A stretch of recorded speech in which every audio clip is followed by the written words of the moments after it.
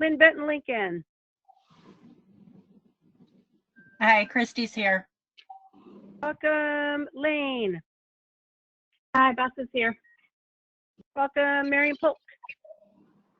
Hi, this is Lisa, and I think Margie and Valeria are also on the line. Very good. Welcome, ladies. Northwest.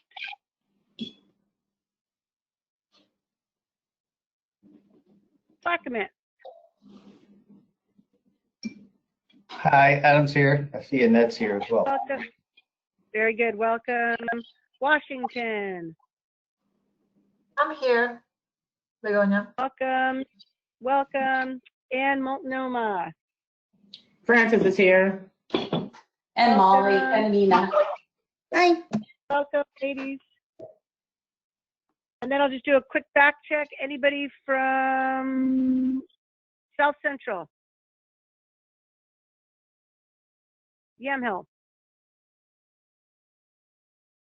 Northwest? Yamhill's got in the chat box that she's here. Oh, okay, good. I'm here. That's what I Sorry about saw her that. on there. Yeah. Okay, thank you. And Four Rivers. And I see Jillian has just arrived. Hey, I'm here. Perfect. Just here. Hi, Welcome, welcome. Thank you. Welcome. Okay, well, as you can see, we have the agenda up on the screen. And before we get into an update, I'm sorry, I apologize, I did not introduce my ELD colleagues and others. So let me start with Sue Miller.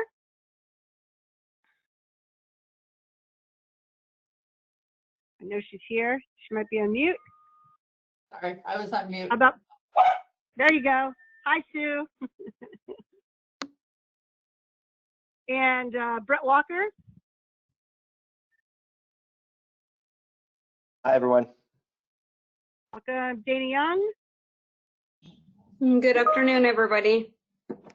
Welcome, Ann Morrison. Hi, everyone. Margie McNabb. Hi, everyone. Our good friend, Dawn Barberis.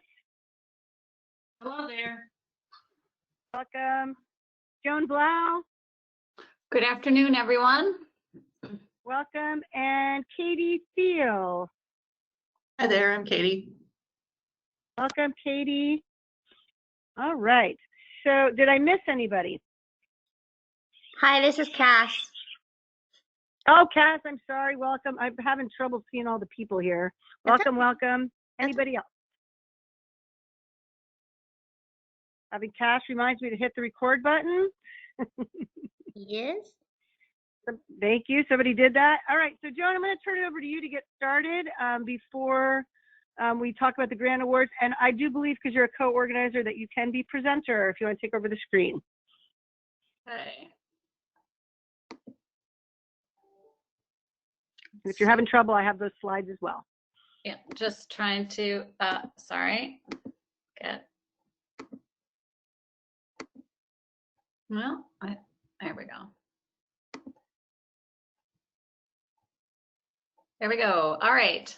I just want to talk about an opportunity that is available for hub directors to be a part of some of the work that's going to be going on over the next few months associated with the Health and Early Learner Council.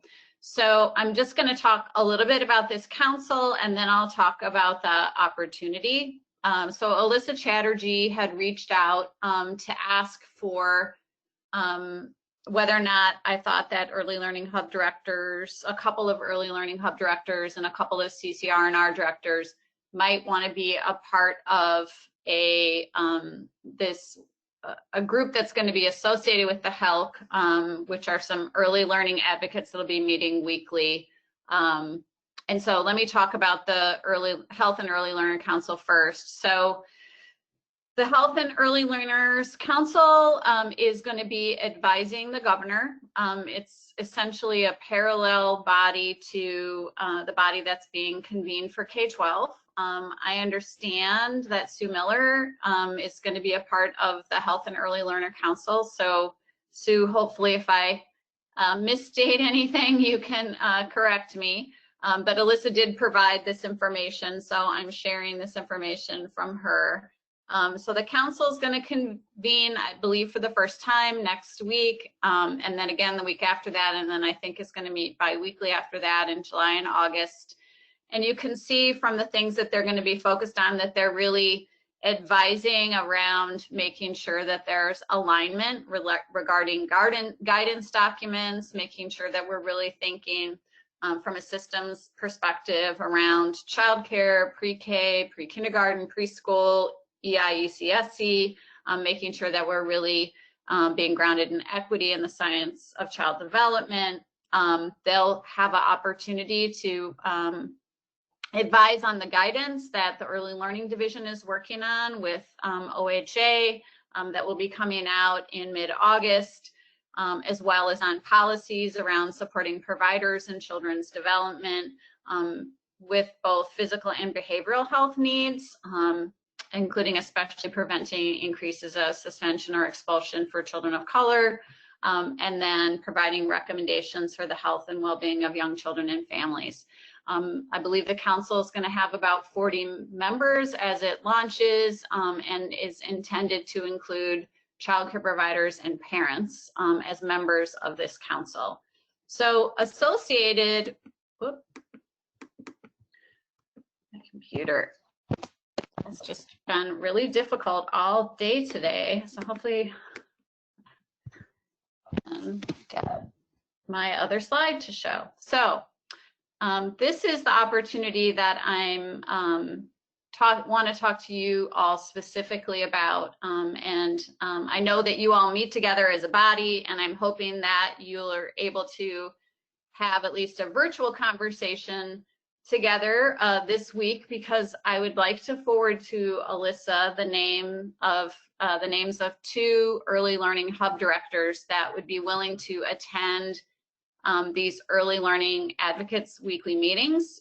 So the early learning advocates weekly meetings, so this is a broader table of early learning advocates. One of the key goals of convening these folks is to make sure that we maintain the connections with the broader early learning sector and making sure that we're supporting early care and education.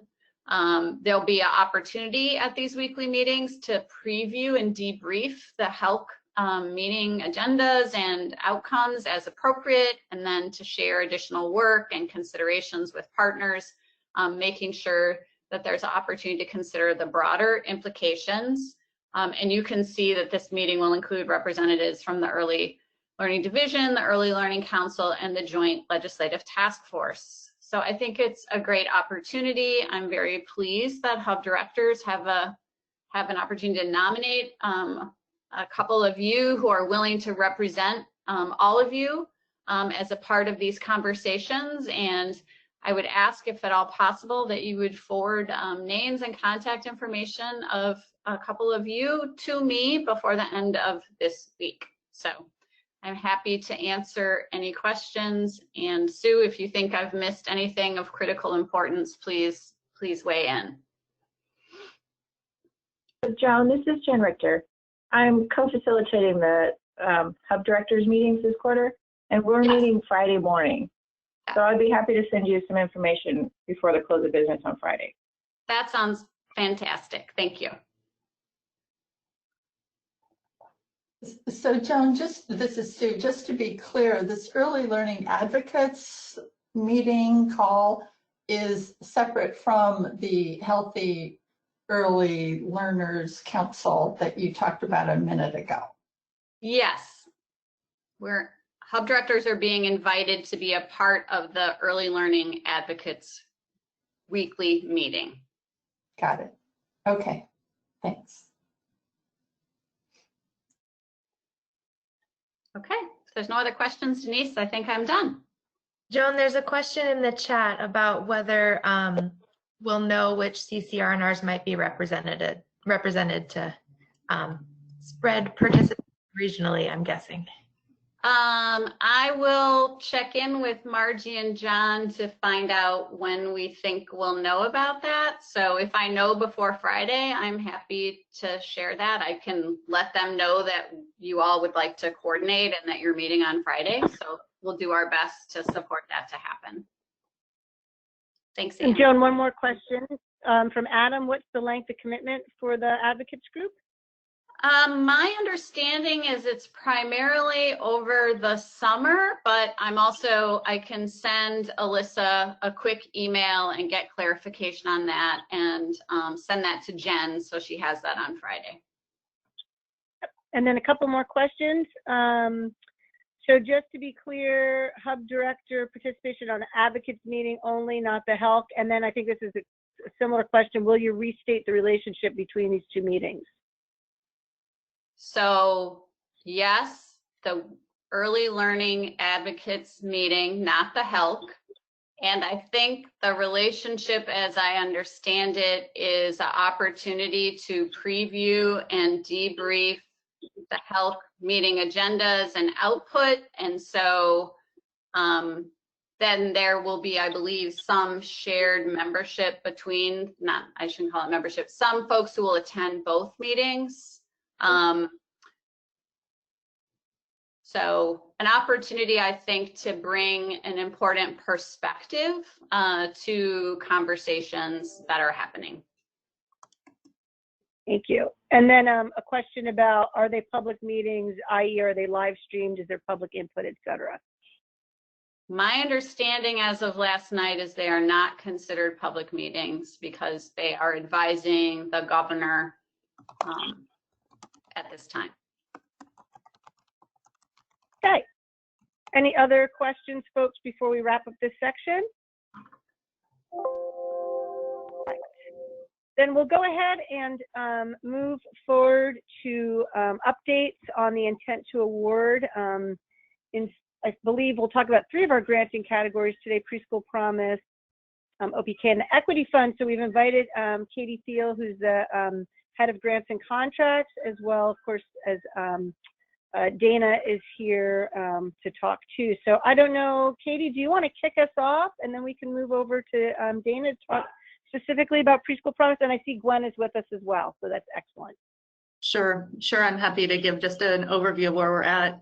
So last Thursday, we issued notices to all of our potential grantees of the notices of intent to award. Got those notices out and lists published on our website. We are now in the process of we found a couple of corrections that need to be made. So we're getting ready to publish a few corrections that have been called to our attention. Last Thursday, when we posted the awards, that began our appeals process. So our director, Miriam Calderon, made the decisions around who would receive grant awards. The appeals process is open through July 17th. Any appeals that we receive will be considered by the Early Learning Council on July 30th. So grantees or potential grantees that did not receive awards can appeal our decision. We have made them aware of the appeals process, and we are receiving a couple of those.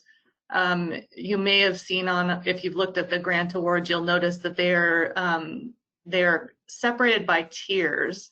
So we have 3 tiers of awards. Tier 1 are those that we are recommending for or moving forward with awards now. Those in Tier 2 are those that we would select from should we receive additional funding, either through additional SSA funds becoming available or for funds that become available because maybe a grantee is not planning to move forward with their award acceptance at this point. Tier 3 are those that we do not recommend moving forward on right now. We are just continuing to answer questions from grantees, but are also being cautious of overstepping our boundaries during this appeal period. So we're answering those that we can, and we will provide feedback on grant proposals after the appeals period closes for those that are interested in improving for the next round. That's pretty much a quick summary of where we're at. Katie, there's Thank you. a question in the box for you. Can the appeals be made in Spanish or other languages? We would certainly accept appeals in Spanish. Thank you. Gwen and Dana, anything that you want to add?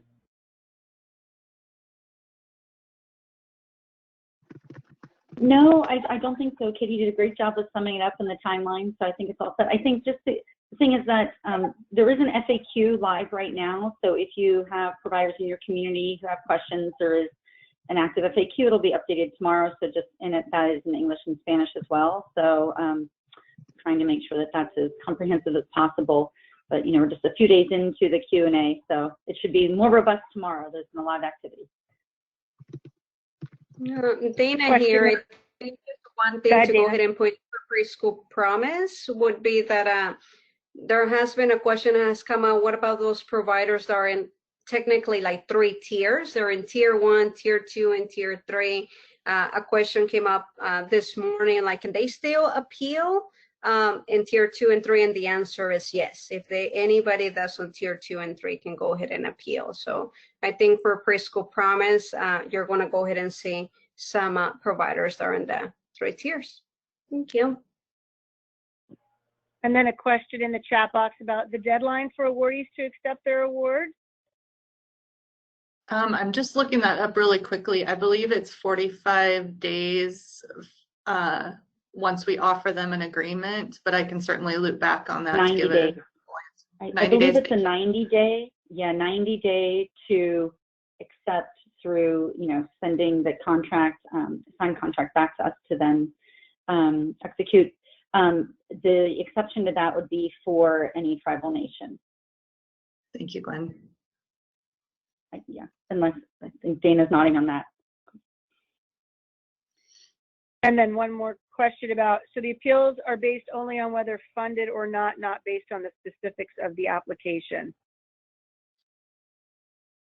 So the appeals, the reason that they can appeal is if they were not funded. So for example, if they did not receive the number of slots they requested, but an applicant can choose to give us information about why they think their application should have been ranked differently than it was. Did that answer the question, Lisa? I'm not sure. Yeah, I think so. I mean, it was just more a question regarding the specifics of, you know, how the applicant scored on the various parts of the rubric. Right, and they can certainly give us that's that. Not being, okay, so it's really just based on if they're in 2 or 3, and if they want to appeal that, not on the specifics of their application. I'm not sure I'm fully understanding the question. So the council will consider information that the applicant gives us when they make a final decision about whether the appeal should be, you know, or whether the funding decision should be changed. So they could consider the application and any information that the applicant gives us in their appeal. And the information about the awards or the notices of intent to award and the review committees are posted on our website, so applicants can now go back and review information that was considered during the award decisions. Great, thank you. I didn't realize that was out there. That's awesome. Thank you. Okay, Katie, can you say anything about, or Gwen, about OPK or the OPK or the equity fund? Sure. I guess I should have clarified that the timelines I mentioned apply to all 3 programs, so the process will be the same in terms of the appeals process and the council's decision. And the FAQs apply to all 3 programs as well that Gwen mentioned. Okay, thank you. Any other specific questions before we move on in our agenda?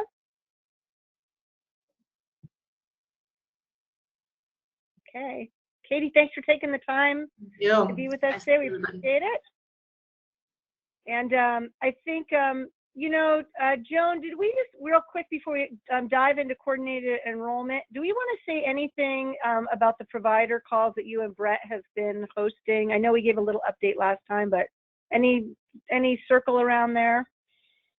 I'll just say that we're still in the process of putting together, both holding stakeholder engagement meetings and putting together the findings from those meetings.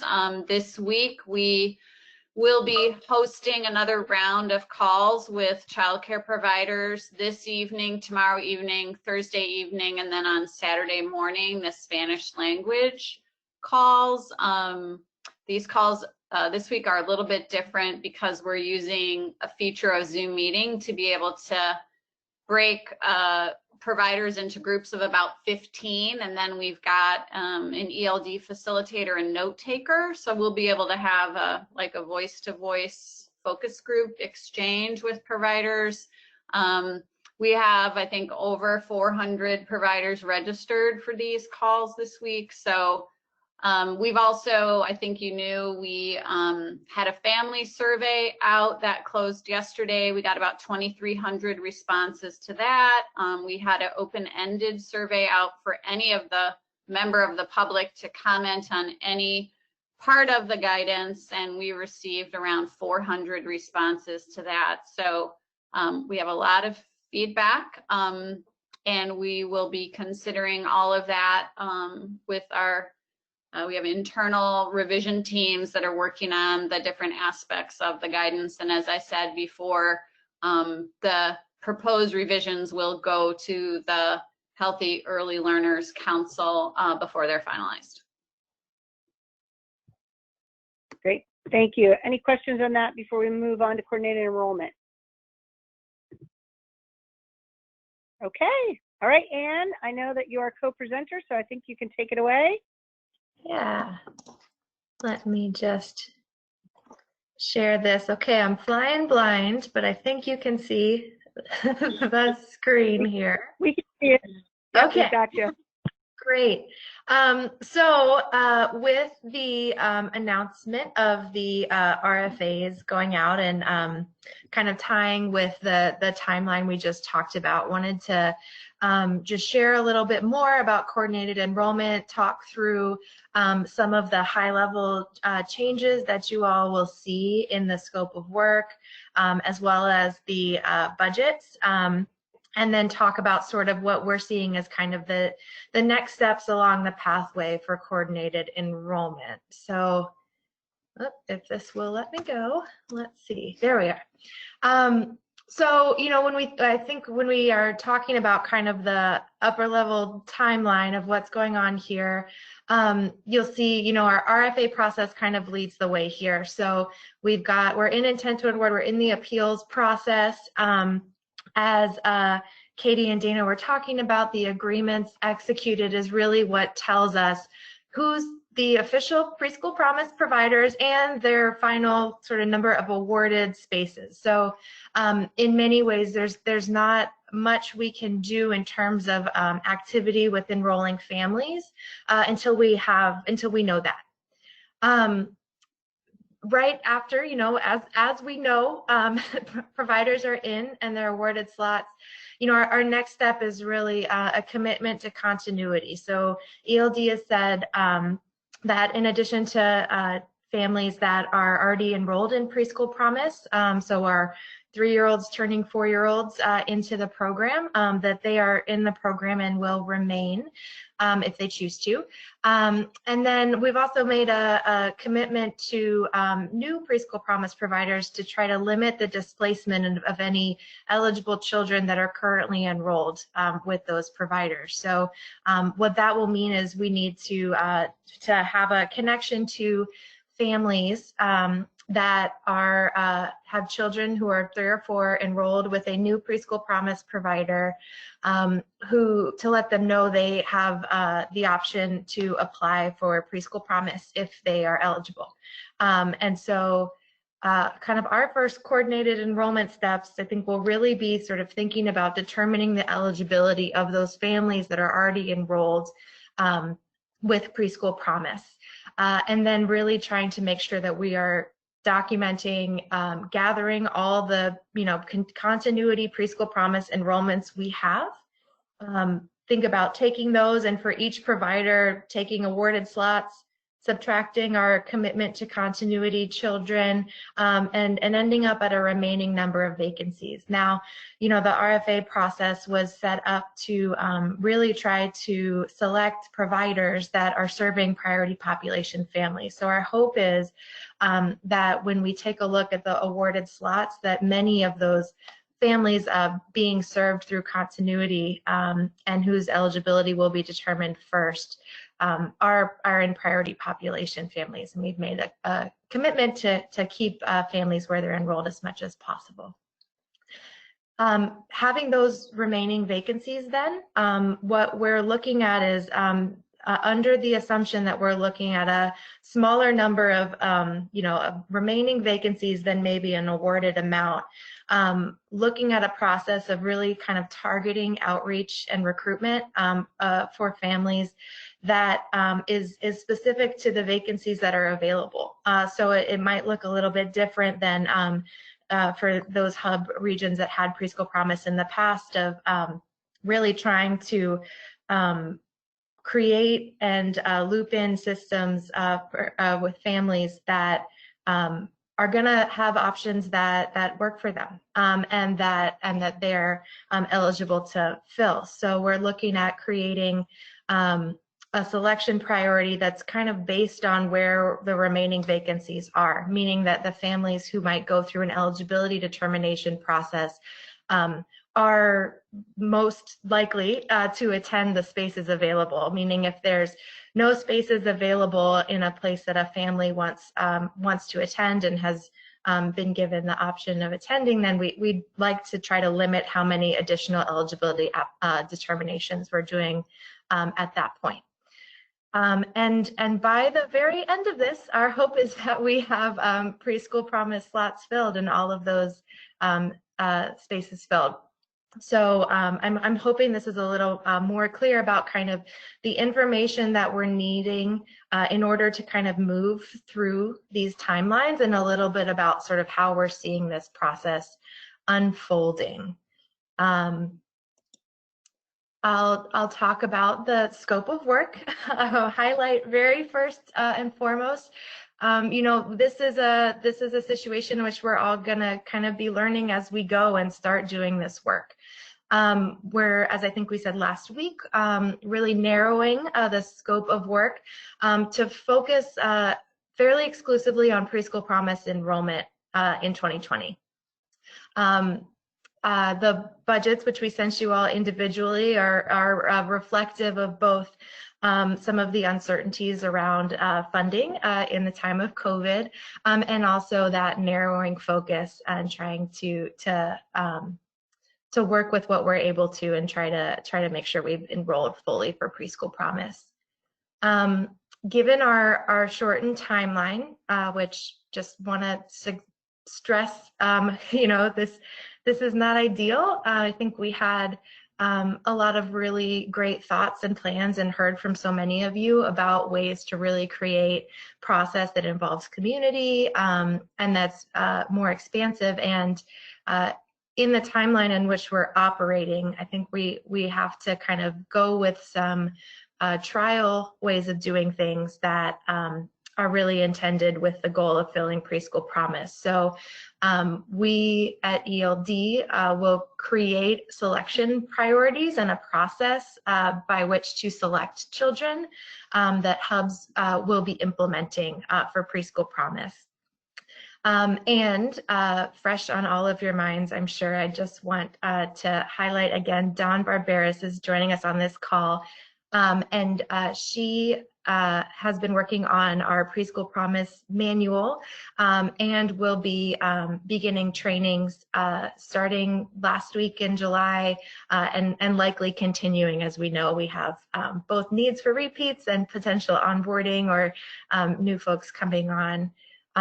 But we are planning to have materials and things and trainings beginning the last week of July. I wanted to briefly, very high level, this is in no way an exhaustive list, but in terms of sort of what our next steps are, what should be on the minds of you all. I think now, as you all know, we've got signups for individual calls with Denise and myself to talk through some specific strategies, ideas, answer questions we can around the scope of work and around the plan for Preschool Promise enrollment this year. And really want to highlight, given that we think eligibility determinations is going to be kind of a first step at interacting with the continuing and continuity families, they're really thinking about what capacity exists to determine eligibility. That's something to be thinking about. We hope we'll be talking with you individually about moving forward later this month. So we'll have our eligibility determination training. We hope to have the Preschool Promise manual, and I think we'll be, continuing to think and plan for the enrollment processes for Preschool Promise.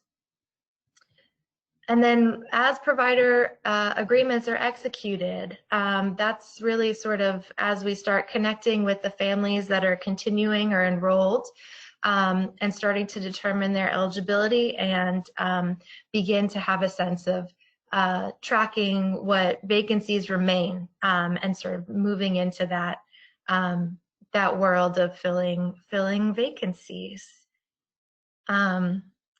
And I think that's all I've got. I think based on what I'm seeing from some of the comments come through in chat, I'm going to go back to the timeline slide, and then maybe we can talk through some questions there. I'm sorry, I can. And see you want me to? That would be great. To feed the questions to you. But that's about it. So.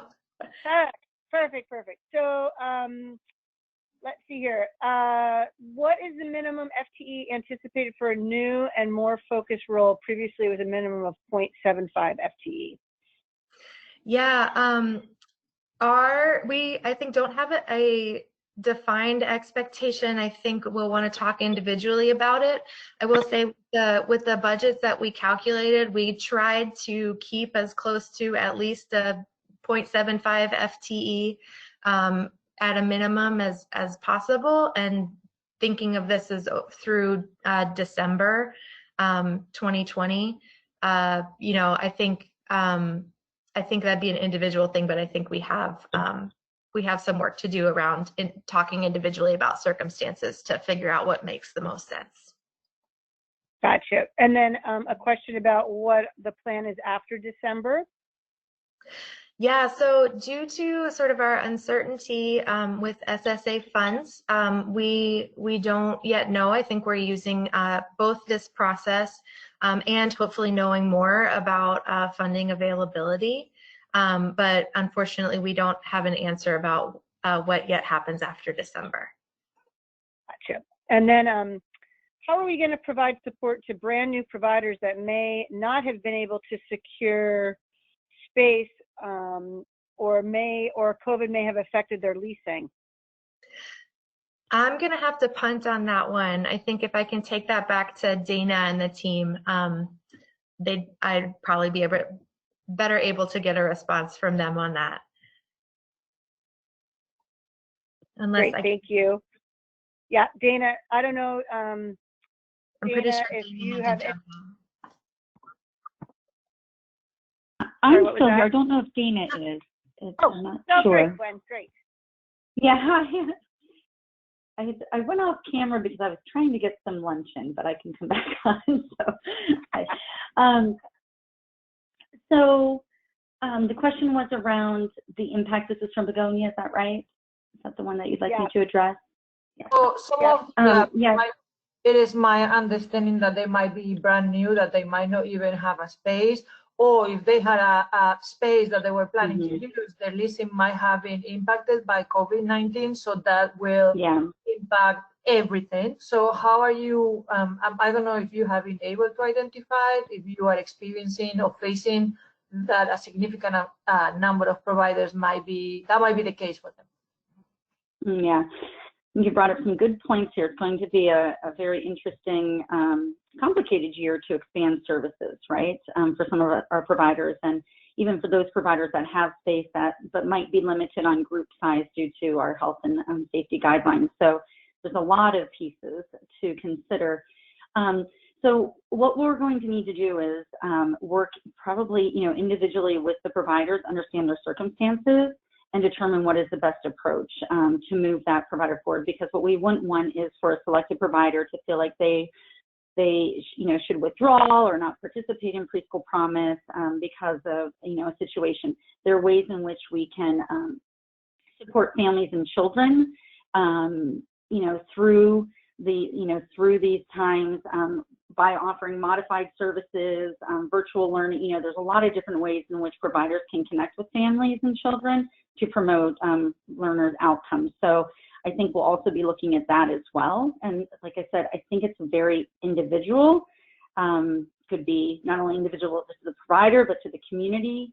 And also we'll probably have some families who might qualify for services but might not be ready to have their children attending, site-based services. So I think there's a lot of unknowns yet for us. I think, the priority is sort of making sure that the provider is selected for all of our programs. We have those contracts or those grant agreements that come back fully executed, that we can then, really have those conversations around how their services will be provided this year, and with our intent to have as many children in site-based services as possible, but knowing that some of that's out of our control due to the virus and the science and recommendations attributed to our services. So I don't know, that was kind of I don't have all the answers on it. I wish someone did, but I definitely don't. So Gwen, there's also a question about group sizes. Yeah. Are they reduced from 18? Our current guidance or stable group size of 10, but as mentioned earlier, we are right now going through a revision process, gathering a lot of stakeholder input regarding stable group size. So more to come on that. Thank you. And then let me just see here. Yep, go ahead. Hi. Hi, Krista. Hi. So when we did the training at the collaborative, I just have that grid in my brain that like Head Start or school district folks who get that we're not going to be doing coordinated enrollment for them because they're kind of navigating it on their own. And so I think I heard you correctly to say that we're focusing a much more narrow focus just on Preschool Promise and not like the full board coordinated enrollment. And so is that little grid still applicable even within that narrowed scope, so that Preschool Promise folks who are in other kind of places like Head Start or school districts, they're going to be doing their enrollment for themselves, right? So for Preschool Promise spaces, the hubs will be doing coordinated enrollment for all children. The only exception to that is that any Preschool Promise spaces at OPKs or Head Starts, the selection, eligibility, and placement will be done by the OPKs themselves.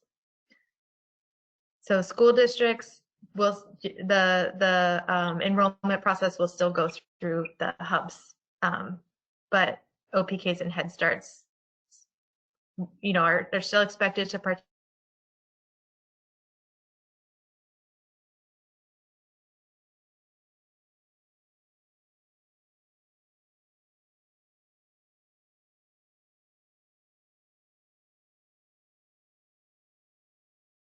We've got a question on, could we please elaborate on the timeline with 90 days for providers to accept the contract and when we might actually be working with families on the enrollment? Yeah, I think what is unknown at this time is, how long providers will take to execute those agreements. They certainly have 90 days. And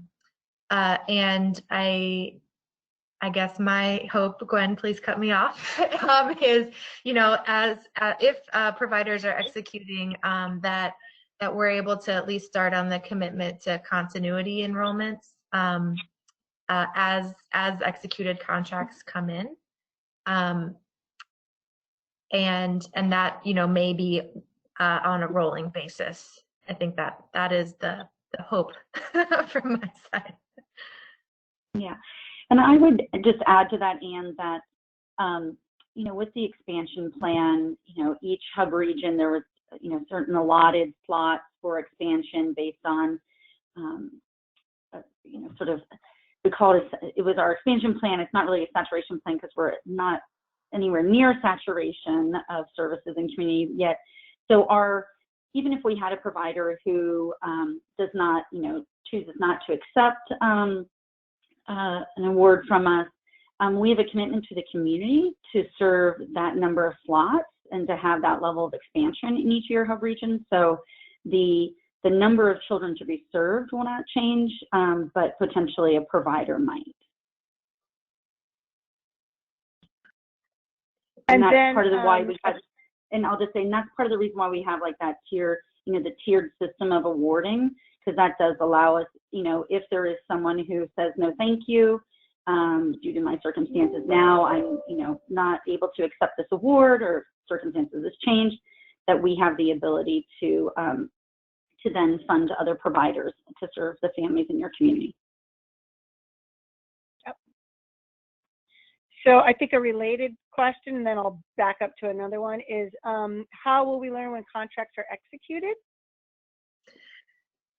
Yeah, I think we need to do some sort of thinking through how we can make sure that information is flowing, because I think that's going to be the sort of action steps as far as hubs go, is knowing that there's a contract that's executed. So I think we will have a process. I don't know yet what that will be. Yeah, and we discussed that a little bit yesterday, Anne. And what about when the application will be released? Yeah, so the way we've been kind of thinking about it, and I know it's a shift for those of you in regions that had Preschool Promise last year, is really thinking about having I think we've called it an interest form, but using it as a screening form to collect information on families about their preferences and where they'd like to attend. And separating that out, including it as, the information goes on an application, and that application would then be kind of the official application where the eligibility is determined and things like that. For the file, we're looking at having those all as a part of the manual, so available in training to begin at the end of July. Thank you. And what is the Envision Hopeful program start date for Preschool Promise? Yeah, Gwen, maybe you want to take this one? Sure. Give me the fun ones, right? It's a good question. Like, we've just told you that, our awarded applicants, they have 90 days to get a signed agreement back to us. We would love to start serving children as soon as possible. So we're hoping that they don't take the 90 days, right? That'll be, hopefully we can, but we know that some of them have processes that will require that amount of time. We will have the ability to reimburse back to July 1st though. So we will be able to sort of, they will be ratified and we will be able to do that. So there's the ability to pay providers for any services or expenses from July 1st forward, if they can be justified as a Preschool Promise expense. So in some ways, services could start sooner than a fully executed contract or grant agreement. But I think especially so that might be really helpful to our existing providers so that we can have continuity of services and keep things flowing for them. But I think with some of our new providers, I think again, it'll need to be sort of on an individual basis. There will be some providers, to Anne's point, who they already have families who qualify for Preschool Promise, who might already be receiving services at that site, and sort of we can roll those families into Preschool Promise services very quickly. We have other providers who they, to Begonia's point earlier, need to secure space, need to have a classroom set up, ordered, delivered. And so I think those, those are going to be the sites that will probably take longer to open up. And we might need to look at, a reasonable start date for those providers. So it will be individual, I'm anticipating. And to the question in the chat box from Annette around the 900 hours of service required, that's always our goal. The 900 hours is not necessarily 5 days a week. It's not, necessarily 7-8 hours a day. So there's opportunities for providers to, even with a late start, to be able to offer the 900 hours. And so that would always be our goal. And yet we understand that there are for some providers that might not be an option, just based on the space that they're in or the schedule or when they're able to actually get their classrooms up and running.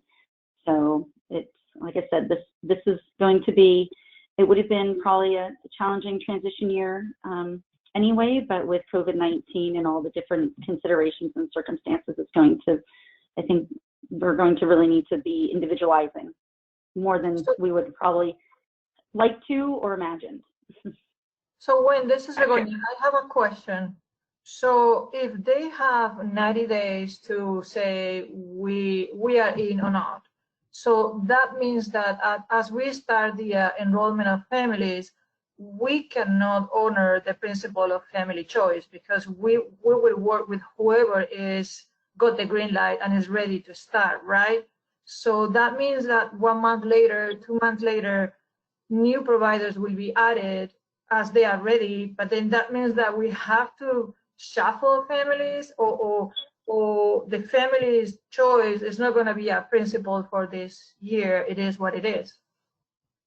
Well, I think there's still some work there around selection to talk about like how and when selection occurs, which I think we'll want to get into. But I think, our first steps are for the choices that the families have made, up to this point to enroll with certain providers, that starting on that is trying to keep continuity with the choices that families have made there. When it comes to the remaining vacancies, I think you're right. There's more of a conversation to have around how we would go about filling those in a way that's honoring the family choice based on all the remaining vacancies.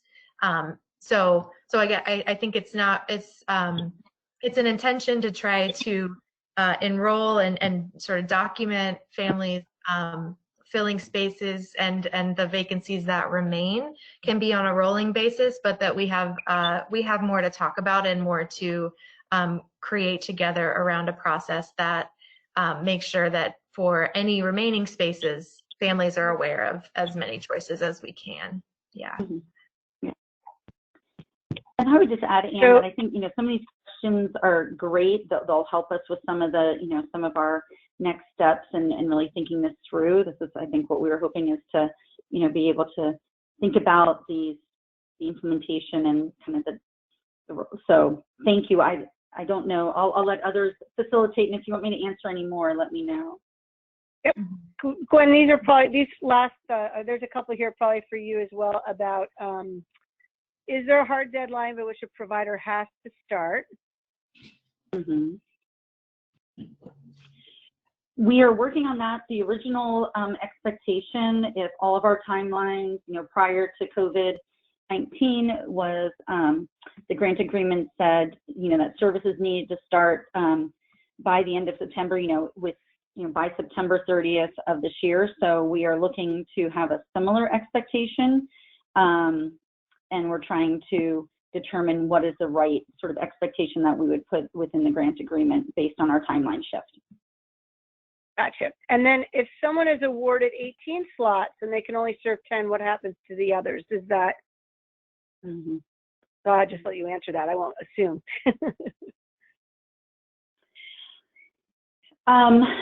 I think we'll keep that as a question at this point, if that's all right. I think that's, I think it's a great question, one that we're all trying to think through. And I appreciate, Annette, that you brought that up. I think it's something we'll have to give more thought to. Yep. And then probably another follow-up is, can providers provide a combination of remote and on-site services that school districts will probably be doing? Yes, we are working. Yeah, we're working on guidance for that as well, and similar to what our Preschool Promise and OPK providers did and relief nurseries did, you know, during our in the last quarter of our previous program year. That, you know, a lot of times people say, oh, they're closed for services, and I would say, no, no, no, no one's really closed. Everyone's still working really hard. They just might not be site-based services, but it's modified services, and that there were a lot of, as all of you know, you did a ton of work in supporting families in your community during this time, just as providers did. So there's many ways in which we can be supporting families and children and learner outcomes, even if the services are not site-based. So thank you. Looking at that as well. And then, Anne, this one's probably over to you. A couple people have noted that they have providers who are asking for the enrollment forms now. Will ELD message to new providers that the application and manual be available at the end of July, or should the hubs be doing that messaging? So under this expansion, the hubs are doing enrollment. So just to be clear about that, the providers, you know, are to be directing any families that wish to apply to go through the coordinated enrollment process. So in terms of having the application or manual, you know, I understand that those are delayed from when we expected to have them to you all, but I certainly hope that, you know, what we have messaged with providers is that they're to be working with the hubs for coordinated enrollment efforts. And so, you know, I guess would encourage you all to let us know if we can support messaging in any ways, but you know that the expectation that families are applying with hubs and moving through the coordinated enrollment process with hubs still remains. Gotcha. And then, Gwen, I'm not sure if you can answer this one, but some programs relying on buses for transportation, rural schools in Eastern Oregon begin August 17th and end in May. Can they adjust Preschool Promise schedule and start classes in August and end in May? I think my answer to the question is a provider would already have the ability to do that. Preschool Promise services have to fit within our program year calendar, our fiscal year, which is July 1st through June 30th.